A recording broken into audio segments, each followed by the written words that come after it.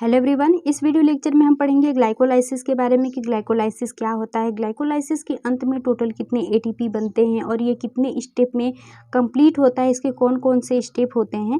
तो इस सभी को हम लोग सिंपल नोट्स के साथ समझने की कोशिश करेंगे, जिससे कि आप लोग के एग्जाम में जब भी ये क्वेश्चन पूछा जाए, क्योंकि ये अक्सर करके लॉन्ग क्वेश्चन में ही पूछा जाता है, तो आप लोग इसको बहुत ही अच्छे से कर पाएँ। और देखिए, बहुत सारे स्टूडेंट के मन में ये कन्फ्यूजन रहता है कि जो ग्लाइकोलाइसिस है, ये यदि वो जूलॉजी में पढ़ रहे हैं या फिर बॉटनी में पढ़ रहे हैं तो क्या दोनों में अलग होता है क्या? तो ऐसा बिल्कुल नहीं है। चाहे आप जूलॉजी में ग्लाइकोलाइसिस आप लोग के सिलेबस में दिया गया हो या फिर बॉटनी के सिलेबस में दिया गया है, दोनों जो होता है वो सेम ही रहेगा। तो चलिए अब हम लोग इसके डिफिनेशन को देख लेते हैं कि ग्लाइकोलाइसिस का डिफिनेशन क्या होता है। तो देखिए, glycolysis is a metabolic pathway that break down glucose into pyruvate generating energy. यानी ग्लाइकोलाइसिस एक मेटाबॉलिक पाथवे होता है जिसमें ब्रेक डाउन किया जाता है ग्लूकोज को इंटू पायरूवेट में। ठीक है, इसमें ग्लूकोज को किसमें ब्रेक डाउन किया जा रहा है? पायरूवेट में। क्यों ब्रेक डाउन किया जा रहा है? जनरेटिंग एनर्जी, ताकि एनर्जी को हम जनरेट कर सकें। क्योंकि कोई भी सेल होता है, उन सभी सेल को अपने सेलुलर प्रोसेस, जितने भी सेल के अंदर जितने भी फंक्शन होते हैं उनको करने के लिए चाहिए होता है ऊर्जा। और वो ऊर्जा किस रूप में लेते हैं? तो एटीपी के फॉर्म में लेते हैं। तो हमें एटीपी बनाना है, इसलिए हम क्या कर रहे हैं? ग्लूकोज को पायरूवेट में तोड़ रहे हैं। ठीक है, तो ग्लाइकोलाइसिस में यही होगा कि ग्लूकोज को किस में तोड़ा जाता है? पायरूवेट में तोड़ा जाता है, ताकि हम एनर्जी को बना सकें। आगे बताया गया है, it occurs in the cytoplasm. ये सेल के साइटोप्लाज्म में पाया जाता है and is the first step of cellular respiration. ये सेलुलर रेस्पायरेशन का पहला स्टेप होता है। सेलुलर रेस्पायरेशन देखिए क्या होता है। सेलुलर रेस्पायरेशन का मतलब होता है, चाहे ग्लूकोज हो गया या फिर कार्बोहाइड्रेट हो गया, इसको किस में तोड़ना? एटीपी के रूप में तोड़ना ही हमारा कहलाता है सेलुलर रेस्पायरेशन। ठीक है, ग्लूकोज या फिर कार्बोहाइड्रेट, इसको किस रूप में तोड़ना है? तो एटीपी के रूप में तोड़ना ही हमारा कहलाता है सेलुलर रेस्पायरेशन। और ये बहुत सारे स्टेप में होता है, जैसे कि यहाँ पे बताया गया कि ग्लाइकोलाइसिस क्या है, ये इसका पहला स्टेप है। और उसके बाद आप देखेंगे तो क्रेब साइकिल आता है। क्रेब साइकिल के बाद देखेंगे इलेक्ट्रॉन ट्रांसपोर्ट चेन चलते हैं, उसके बाद ऑक्सीडेटिव फॉस्फोराइलेशन होता है, तब जाके 1 मोल जो ग्लूकोज का होता है वो कंप्लीट रूप से टूटता है और टोटल 38 एटीपी बनाता है। ठीक है, 1 मोल ग्लूकोज रहेगा, एक मॉलिक्यूल आप लिए हैं ग्लूकोज का, तो 1 मोल ग्लूकोज जो होता है वो टोटल 38 एटीपी कंप्लीट इसका ऑक्सीडेटिव फॉस्फोराइलेशन के बाद ये क्या बनाएगा? 38 एटीपी को बनाता है।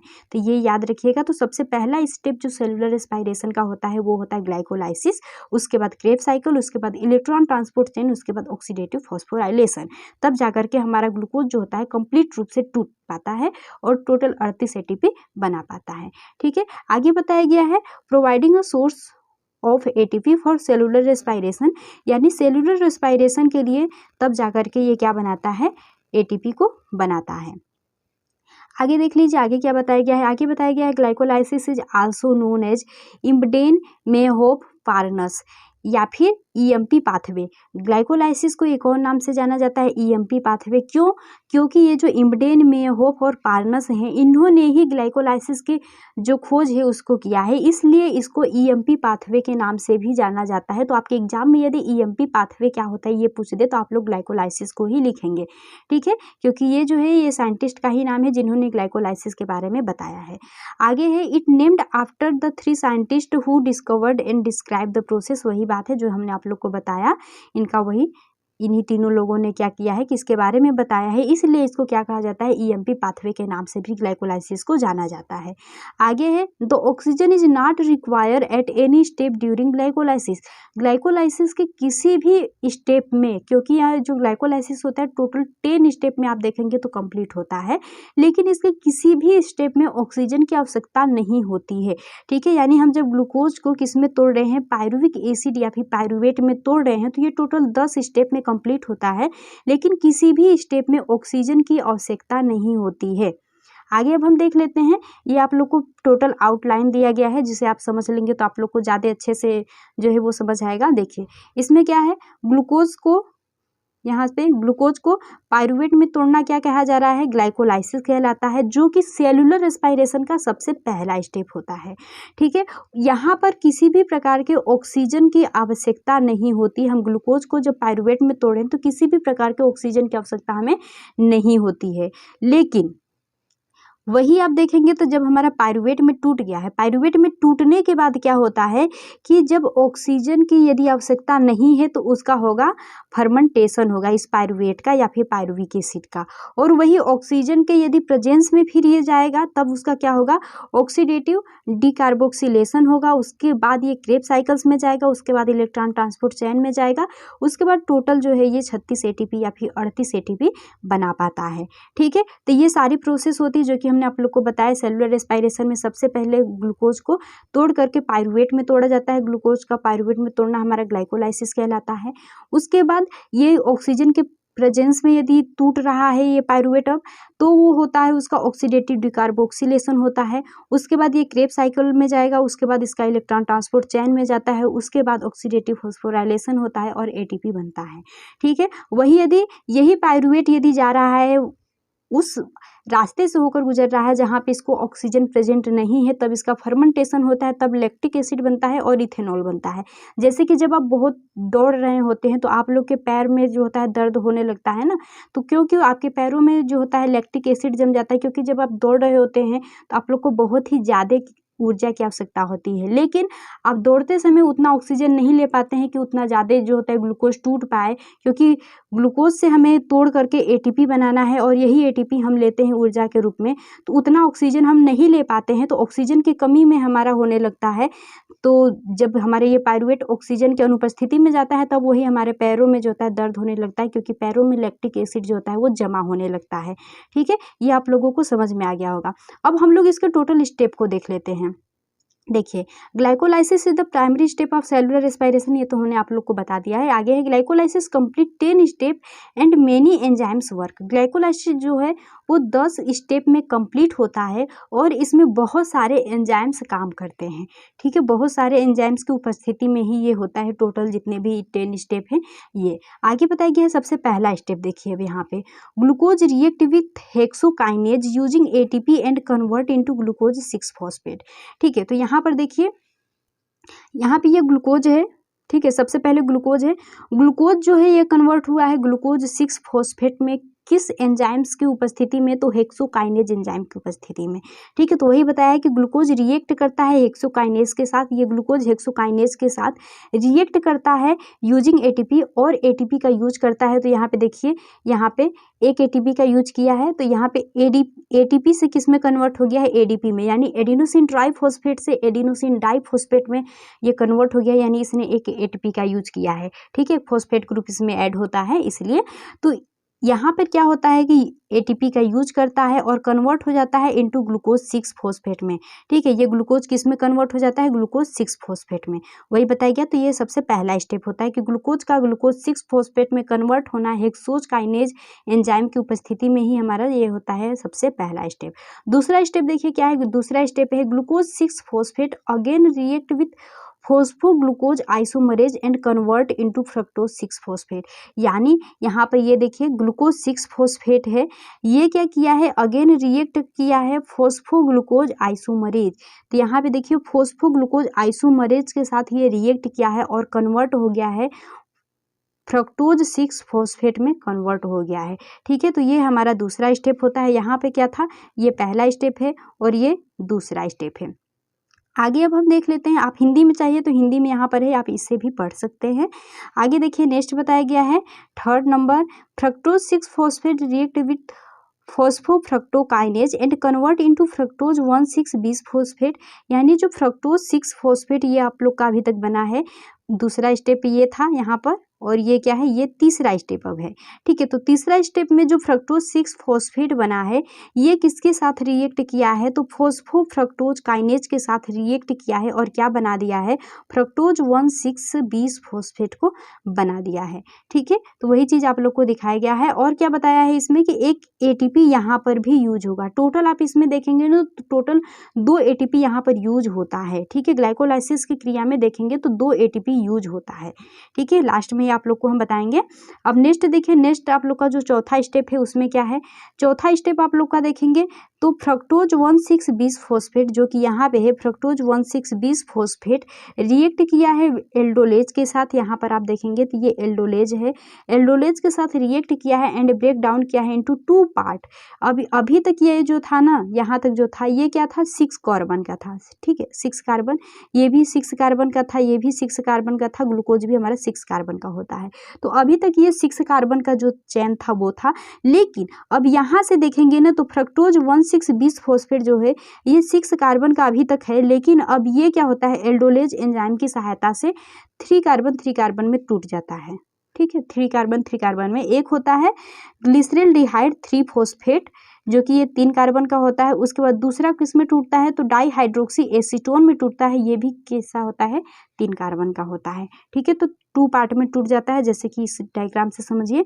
फ्रक्टोज 1,6-20 फॉस्फेट जो है वो एल्डोलेज एंजाइम की सहायता से किस में टूटा है, तो ये जो होता है डाईहाइड्रोक्सी एसीटोन फास्फेट जो कि 3 कार्बन का है, इसमें टूटा है। उसके बाद ग्लिसरल्डिहाइड 3 फॉस्फेट ये भी 3 कार्बन का है, इसमें टूटा है। अभी तक यहाँ ऊपर कितने था, ये इसके ऊपर जितने भी अभी तक आए हैं वो 6 कार्बन वाले थे, लेकिन अब इसके नीचे जितने भी आएंगे वो 3 कार्बन वाले आएंगे, फिर उसके बाद 2 कार्बन में हो जाते हैं, ठीक है।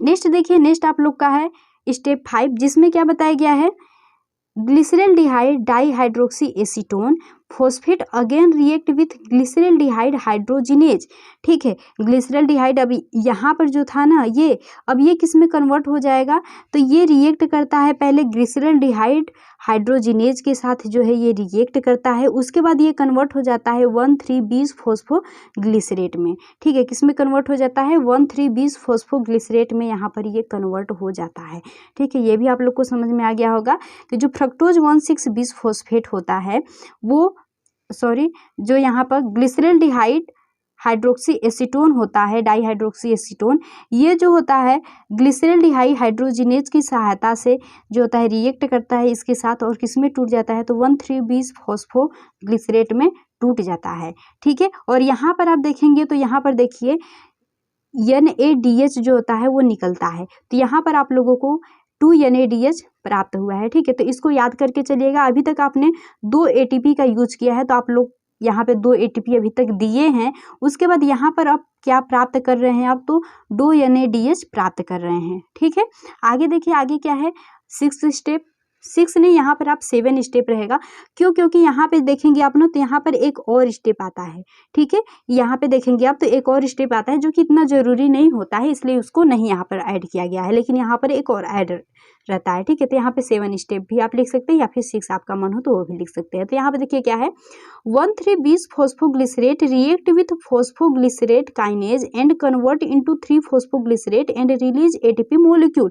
वही चीज यहाँ पर भी बताया गया है कि जो 1,3-20 फॉस्फोग्लिसरेट है, जो कि ये आप लोग का 1,3-20 फॉस्फोग्लिसरेट है, ये रिएक्ट किया है फॉस्फोग्लिसरेट काइनेज के साथ, ये फॉस्फोग्लिसरेट काइनेज के साथ रिएक्ट किया है एंड कन्वर्ट हो गया है इनटू 3 फॉस्फोग्लिसरेट में, और ये 3 फॉस्फोग्लिसरेट में कन्वर्ट हो गया है एंड रिलीज किया है ATP मोलिक्यूल को। अब यहाँ पे हमें ATP मोलिक्यूल प्राप्त हुआ है, यहाँ पर भी हमें लाभ हुआ, ऊपर भी हमें लाभ हुआ था, लेकिन यहाँ पर हमें 2 ATP का क्या हुआ है, हानि हुआ है, ठीक है। तो यहाँ पर हमें 2 ATP मिला, और यहाँ पर हमें क्या हुआ कि 2 NADH मिला है, ठीक है। अब हम नेक्स्ट स्टेप की तरफ चलते हैं।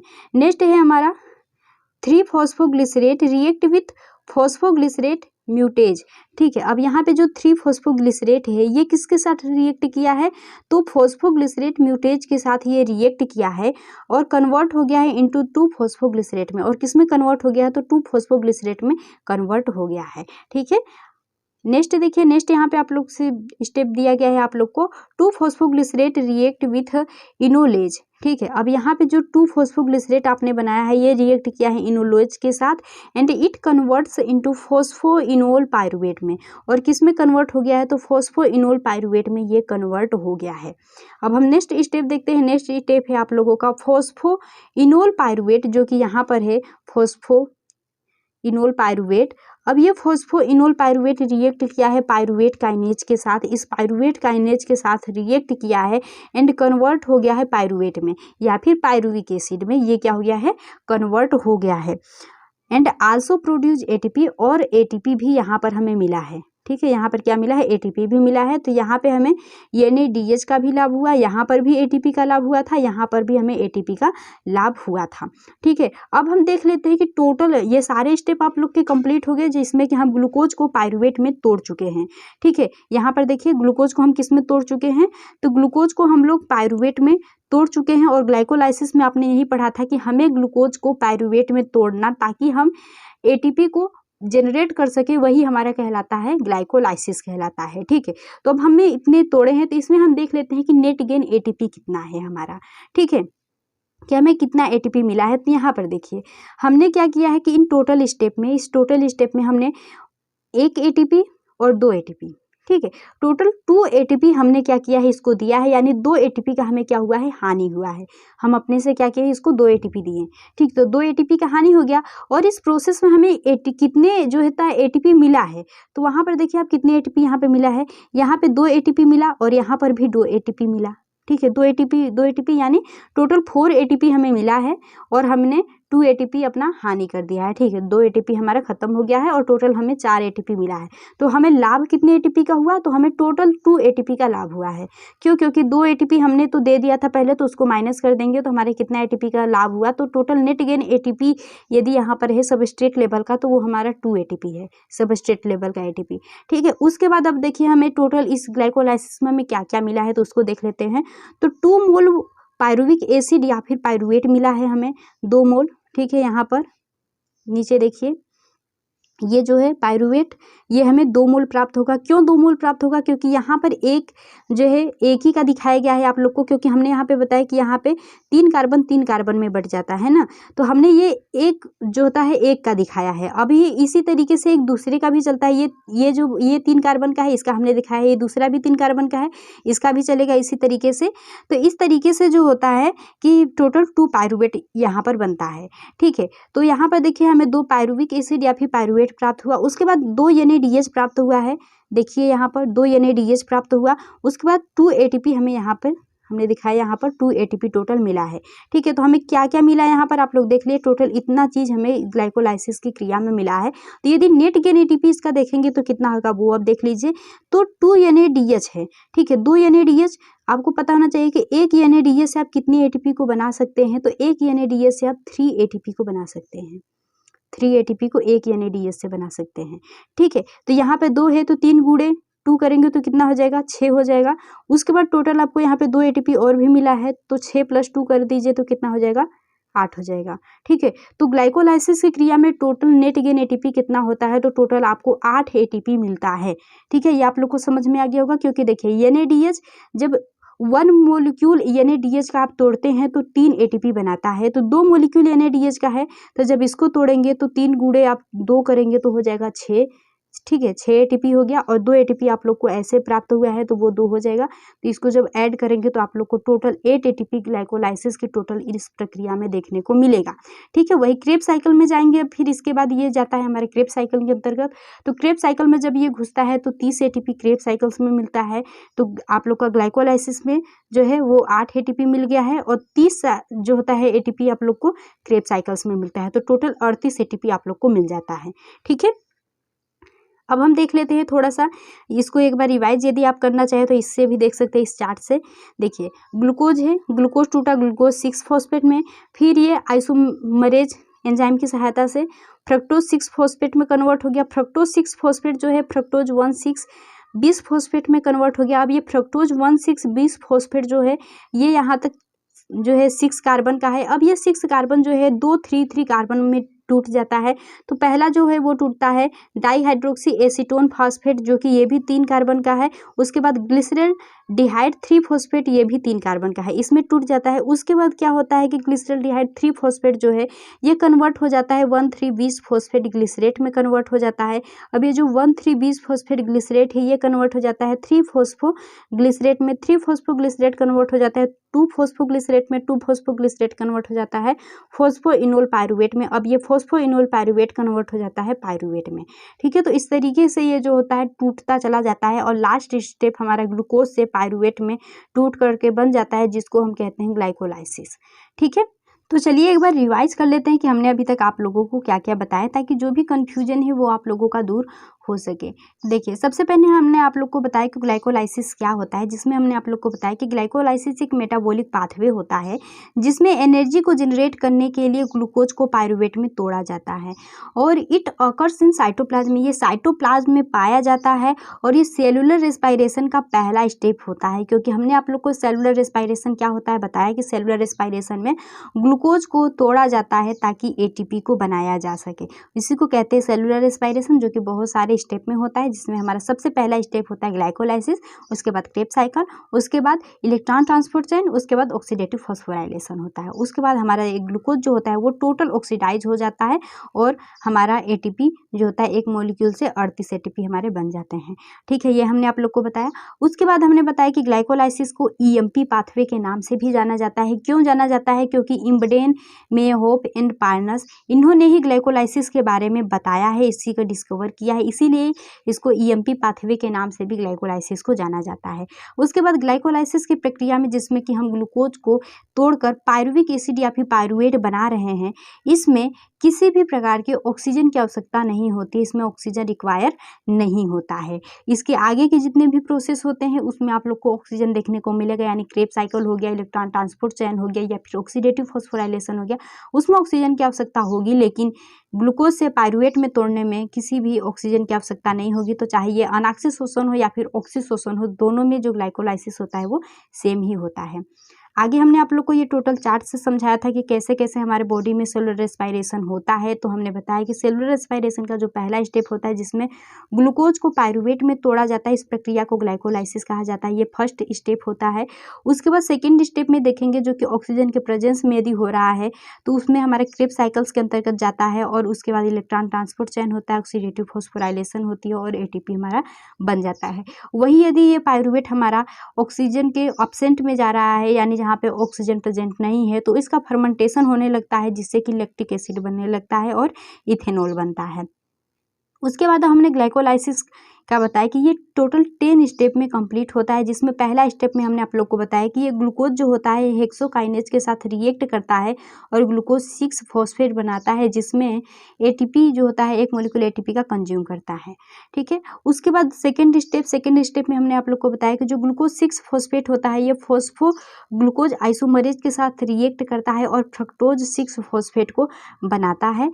और उसके बाद नेक्स्ट स्टेप जो आपका थर्ड स्टेप है, इसमें हमने आप लोग को बताया कि फ्रक्टोज 6 फॉस्फेट फॉस्फोफ्रक्टोकाइनेज के साथ रिएक्ट करता है और फ्रक्टोज 1,6-20 फॉस्फेट बनाता है। इसमें भी एक एटीपी को ये क्या करता है, कंज्यूम करता है। ठीक है, यहाँ पर भी एक एटीपी को लिया है, यहाँ पर भी एक एटीपी को लिया है।